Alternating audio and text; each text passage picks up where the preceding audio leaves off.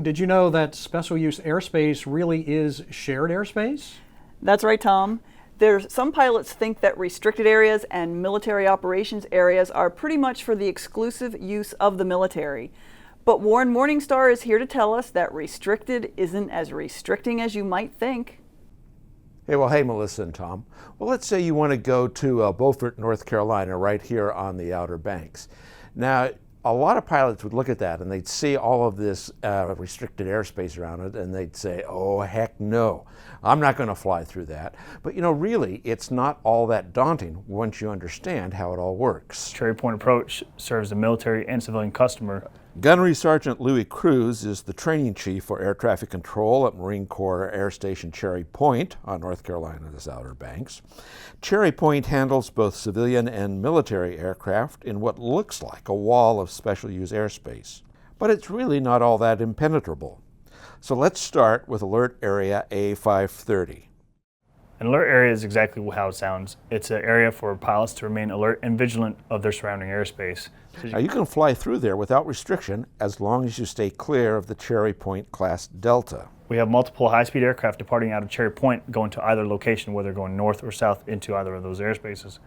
So while a VFR or IFR aircraft can operate in an alert area and there are no requirements to operate in an alert area, once again, it's advisable to contact Cherry Point ATC so we can provide those traffic calls in regards to where an aircraft may be departing. Now, VFR aircraft can also transit a military operations area, or MOA, without restriction, but it's still better to talk to air traffic control. An F-18 or F-15 might be transitioning at 15,000 or 10,000 feet doing 400 knots, and right off the nose will be assessed on doing 80 knots, 100 knots. Now, normally ATC won't route IFR traffic through an in-use or hot MOA, but it doesn't hurt to ask. If you talk to Cherry Point Air Traffic Control, we can give you a specific altitude that we will deconflict with the using agencies to fly you through there.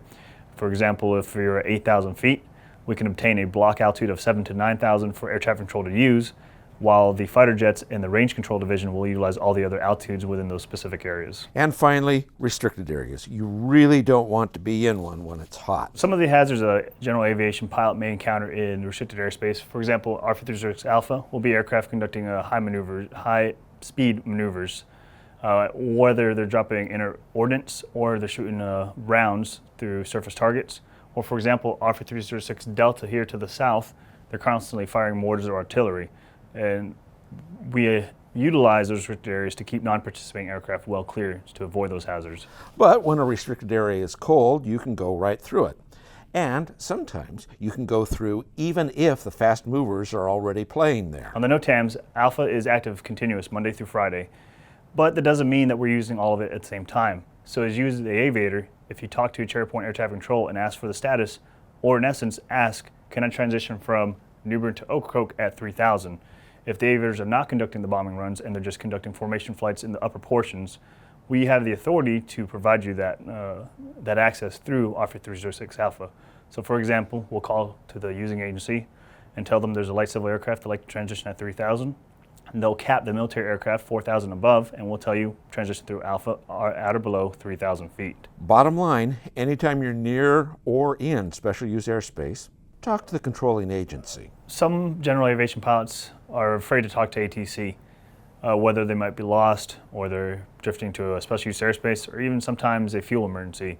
At the end of the day, you should not be afraid to ask air traffic control for help. That's what we're there for, whether it's to help you navigate or it's to point out the nearest airfield to you to make a precautionary landing. And Melissa and Tom, Gunnery Sergeant Cruz and some of the other controllers at Cherry Point are also GA pilots, and they say they really do want to help us civilians. Thanks, Warren, and it's nice to hear they actually want to work with us. Yeah, and I'm sure they can be a big help too.